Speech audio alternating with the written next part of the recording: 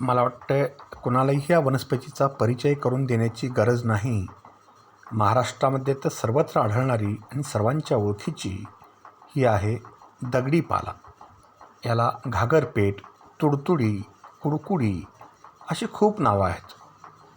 प्रत्येक भागामध्ये याचं वेगळं वेगळं नाव आहे.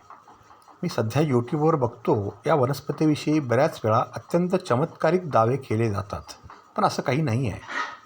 कारण ही वनस्पती मूत्रल आहे, डायुरेटिक आहे, मूतखड्यामध्ये उपयोगाची आहे. पण अत्यंत लहान प्रमाणात असतील, खर असेल तर त्याचा वापर होतो. पण हे प्लॅन्ट अत्यंत चांगलं अँटीसेप्टिक आहे. कारण याचा रस जो आहे त्याच्यामध्ये आयोडीन असण्याची शक्यता आहे. कन्फर्मेशन नाही आहे, तर कोणत्याही जखमेवरती याचा रस लावल्यानं आपल्याला फायदा होतो. याच्या फुलांचा एक गजरा बनवला जातो. काही ठिकाणी बनवला जातो. अत्यंत सुंदर आणि देखणा असा गजरा याचा तयार होतो. याच्या मुळांचा वापर मात्र निश्चितपणे चांगल्या पद्धतीनं आपल्याला करता येतो. कारण याची मुळं जी आहेत ही खरोखर नुसती मूत्रल नाही तर खडा फोडणारी आहेत, अश्मरिग्न आहेत. हे निश्चितपणे सिद्ध झालेली गोष्ट आहे.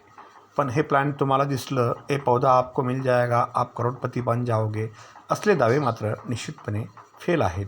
सर्वसामान्य पौधा आहे. निश्चितपणे त्याचा चांगला वापर करा आणि